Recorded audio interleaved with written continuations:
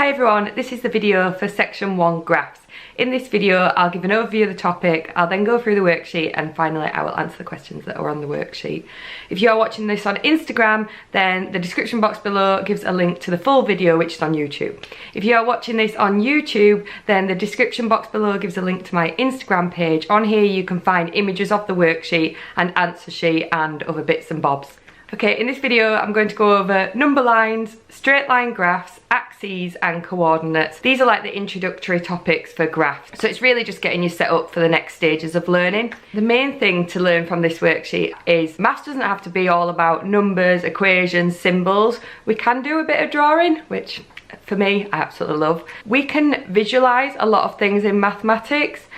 There's some really strange ways to visualise stuff, such as there's these things called hyperbolic spaces and you can only visualise them through crochet, and so this woman like crocheted these hyperbolic spaces. Totally off topic, but we can create visual representations of a lot of mathematical things, and that's brilliant because a lot of people do learn visually. So here we go. In this video I'm going to show you how we can create a visual representation of equations. That is, we can plot equations as lines on a graph. So let's get into it. Right, this is the worksheet for graphs section 1 and it will go over number lines, straight line graphs, axes and coordinates. You'll have hopefully come across number lines in primary school. Number lines are just a visual representation of us counting, e.g. this number line here, 0, 1, 2, 3 and onwards, or 0, -1, -2 onwards. Number lines can also be used to visualise very basic equations.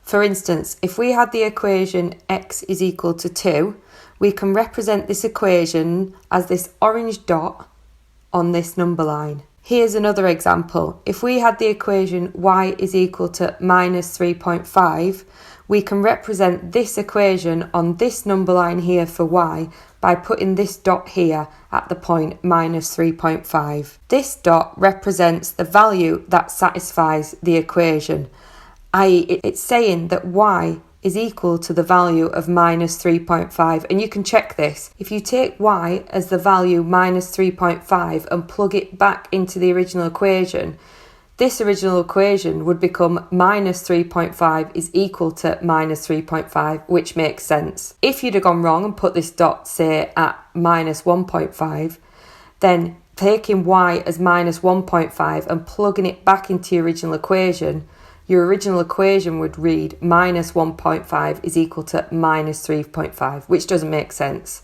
So here, I hope you can see that this dot here is a visual representation of this very basic equation here. So in these two examples, we've taken some equations and produced a visual representation of them.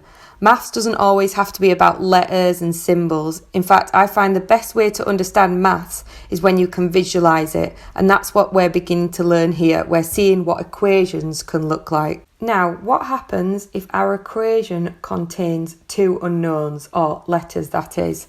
So for instance, what if the equation that we're wanting to draw contains both x and y? How do we draw that equation? Well, when an equation has two unknowns, you need two number lines, and you need to draw them perpendicular to one another, i.e. they create a right angle, and so that they cross at 0.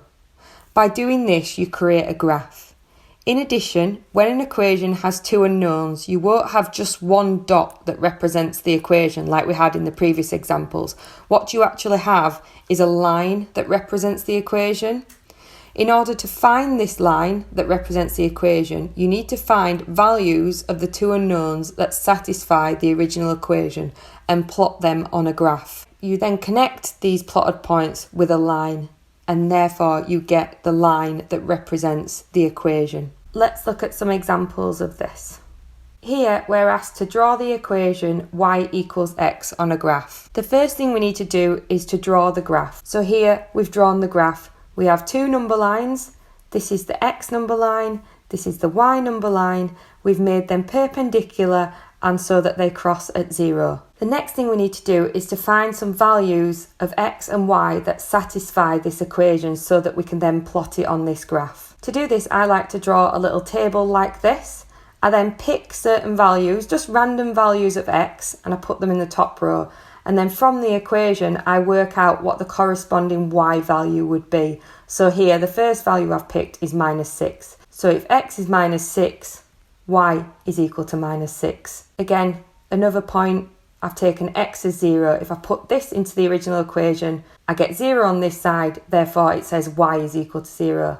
And same again for 4. If I just take x is equal to 4 and put it into this equation then reads y is equal to 4. So this table now looks like this. These are values that satisfy this equation here. So if x is minus 6 and y is minus 6, if I put these back into this original equation, it's satisfied, because I would get minus 6 on this side and minus 6 on this side.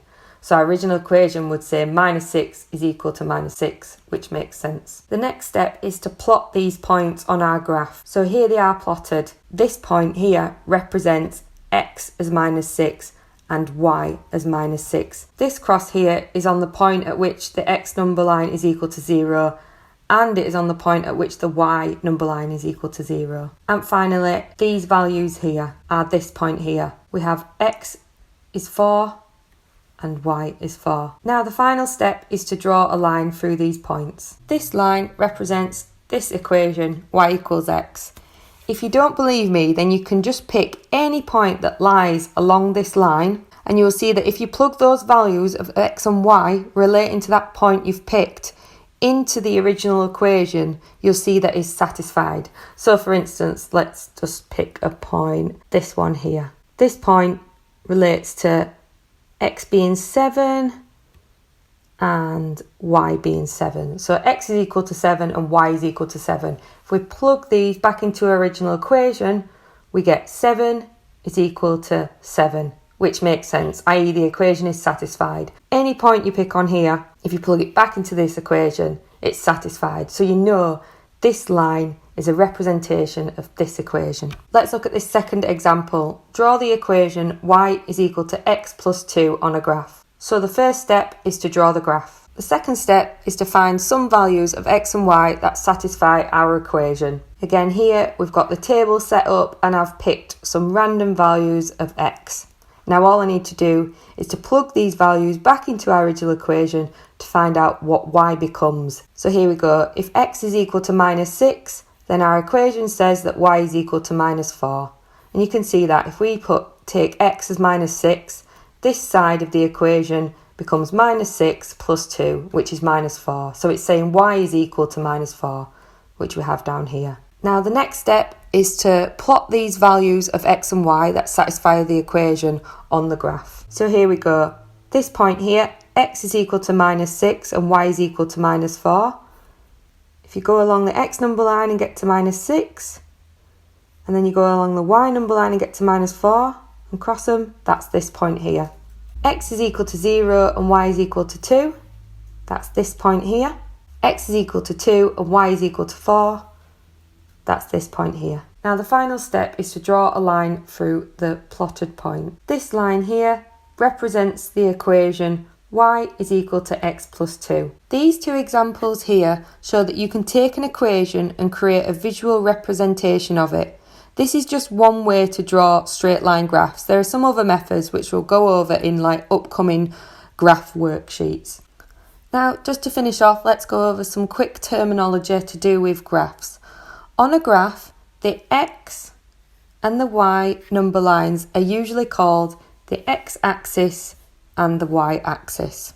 Points on the graph, this point here, this point here, this point there, this point there, these are called coordinates and are usually written bracket x, comma, y, bracket. So for instance, this x here relates to the point where x is equal to 3 and y is equal to 2. This point's coordinate is written like this. Similarly, this x down here, this relates to the point where x is equal to minus 2 and y is equal to minus 5. This point's coordinate is this here, bracket minus 2, comma, minus 5, close bracket. So in our previous examples, here we were working out values that satisfy our equation. We were finding what y was equal to when we picked x to be a random number, and we were plotting it on this graph. What we were actually plotting was coordinates. So here I have now written the coordinates that relate to each of these x points that we found. So here we had -6 and -6. That is this cross here, and these are its coordinates.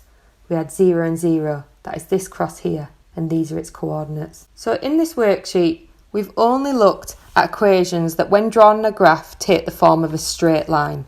This isn't always the case. Some equations when drawn on a graph can be circles or waves or even crazy spirals. We'll get to these as we go through this topic, but for now we're only interested in straight line equations. Okay, you've seen how to draw equations on graphs so that you can visualise them. Now is a good point to test your knowledge by pausing the video, trying out these questions here, and then coming back to the video to compare your answers and workings to mine. Thanks for watching.